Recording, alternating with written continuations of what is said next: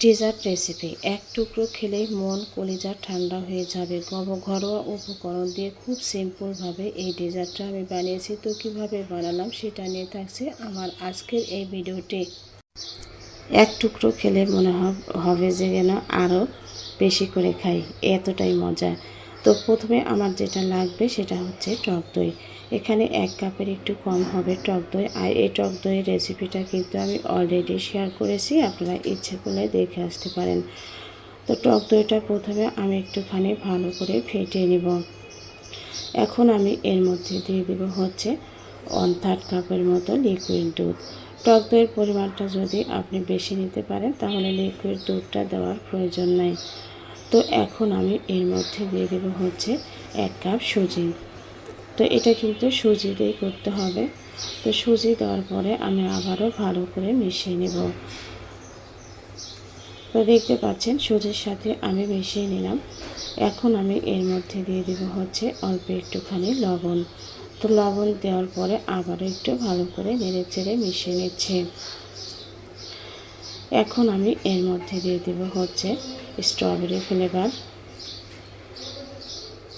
Strawberry ফ্লেভারের পরিবর্তে আপনারা কিন্তু ভ্যানিলা এসেন্স বা এলাচের গুঁড়োটাও দিতে পারবেন, তবে পরিমাণ মতো দিবেন, নাহলে কিন্তু ফ্লেভারটা বেশি হলে খেতে ভালো লাগবে না।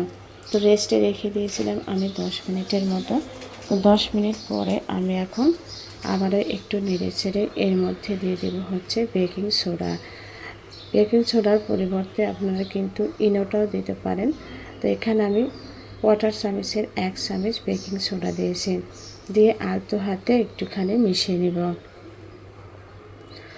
তো এখানে আমি একটা মোল্ড নিয়েছি 8 ইঞ্চি সাইজের, বেকিং পেপার দিয়ে তেল ব্রাশ করে রেখে দিয়েছিলাম। এখন আমি এর মধ্যে দিয়ে দেব। তো সম্পূর্ণ ডোটা দিয়ে আমি এটা কিন্তু ওভেনে বেক করে নিব। আপনারা ইচ্ছে করলে চুলাতেও বেক করে নিতে পারবেন, কারণ আমার হাতে সময় কম ছিল। তো ওভেনে আমি 180 ডিগ্রিতে 30 মিনিটের জন্য বেক করে নেব।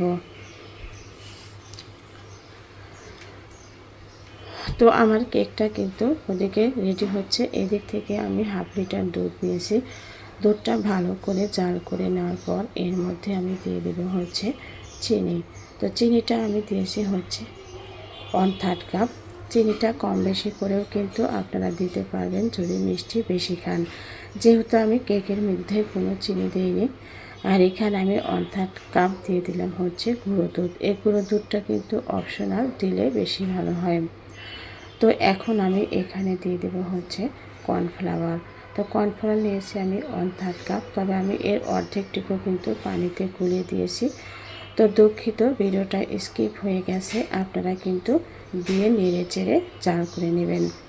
তো এটা আমার রেডি হয়ে গেছে। এখন আমি কেকটা মোল্ড আউট করে নেব।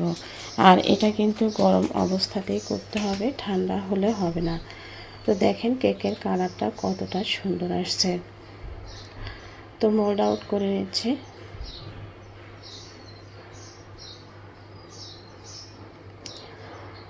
এখন আমি উপরের যে বেকিং পেপারটা ছিল নিচে, সেটা কিন্তু আমি উঠিয়ে নেব। তো তারপরে আমি একটা টুথপিক দিয়ে এভাবে সুন্দর করে ফুটো ফুটো করে নেব, খুব সহজেই যেন মালাইটা প্রবেশ করে। আর এই কাজটা কিন্তু অবশ্যই করতে হবে।